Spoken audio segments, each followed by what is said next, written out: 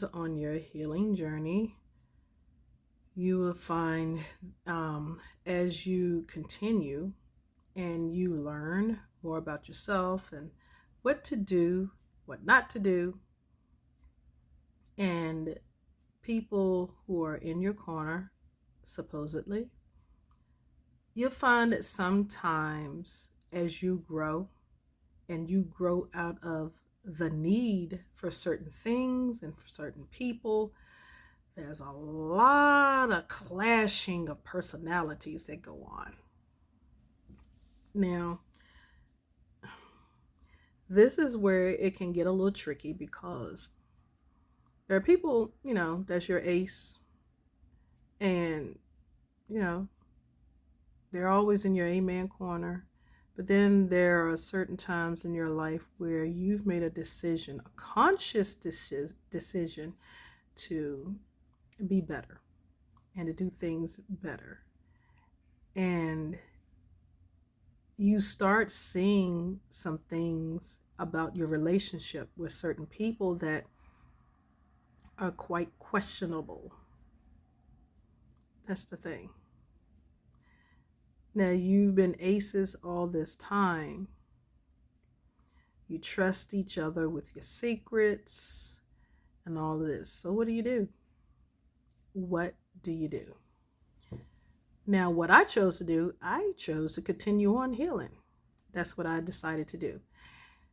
And it became a little tricky because the people that I was around, that I hung out with, and I'm not one who has ever had a lot of friends. I've had a lot of people who consider me as friends, but I never considered a lot of people friends. Even these people, some of them call me their best friend because that's how I show myself. I show myself friendly. And my grandfather that helped raise me always taught me whatever you do, however you are with people, choose to be the best at that particular thing. So many people called me their best friend, although I did not. Some of them I didn't even consider friends. They were my associates. That's how I placed them in my life. But I chose to still treat them as if we were besties because that's the way I was raised.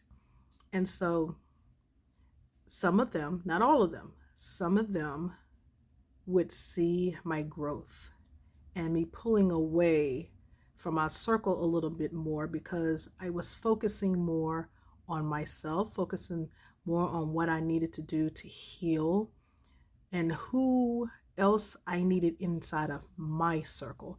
Because the way I operate, anyone is invited in my circle as long as they are respectful. I appreciate different views.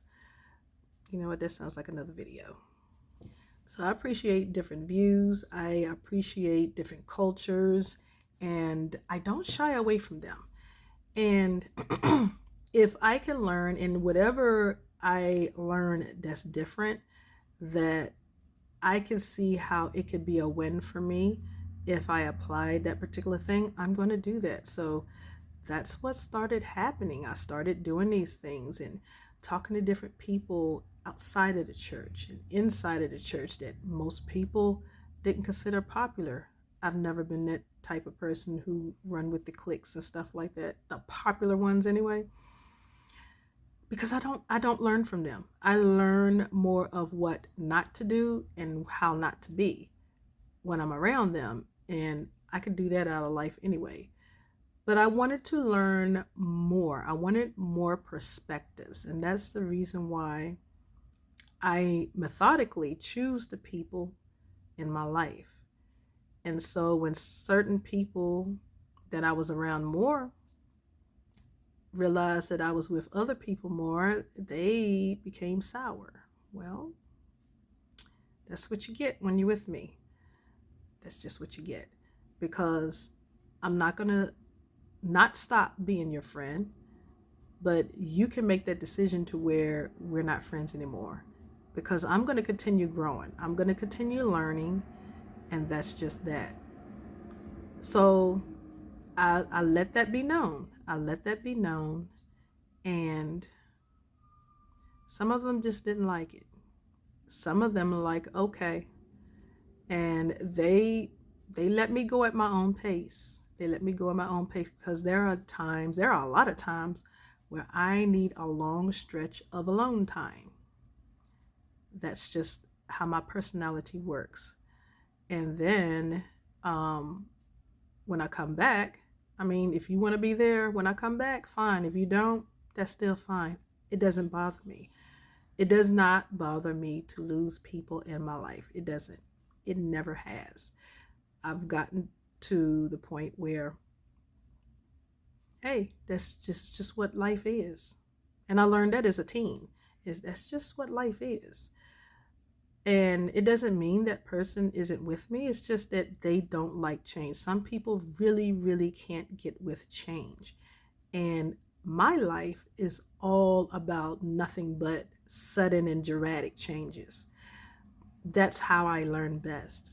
I don't learn in slower transitions a lot.